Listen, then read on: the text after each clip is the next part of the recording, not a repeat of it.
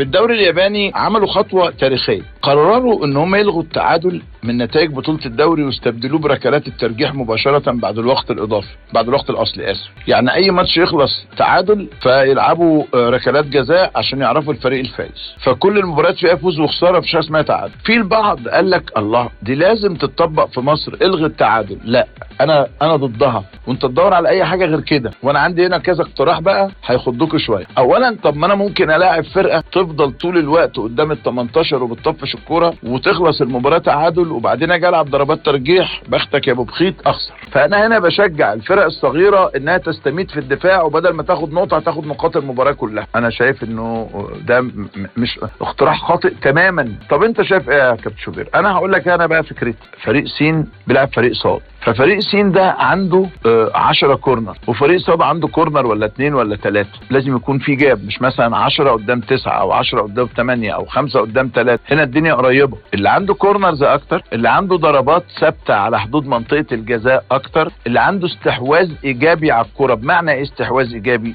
الحاجات دي لازم، والله العظيم ثلاثه بقول كلام زي الفل. استحواذ ايجابي يعني في نص ملعب الفريق المنافس، تقول لي الاستحواذ هنا ايجابي اكتر، يبقى ده ليه فرصه انك مثلا تديله مثلا بونت زياده مثلا. يعني لو المكسب ب3 يبقى هو ده ياخد 3 والتاني ياخد 2 او 2 و1، او تعمل حاجه مجنونه اكتر بعد ما تقيس كل الحاجات دي كلها وتشوف الافضل والاحسن والارقام والاستحواذ والتسديد وعدد التسديدات على المرمى قد ايه، التسديدات اللي هي المؤثره. ما انا ممكن افضل اشوط لك من نص الملعب تبقى في ايدي جون وتقول لا انا سددت 10 تسديدات، لا التسديدات المؤثره. تقوم جاي عامل بقى حركه مجنونه.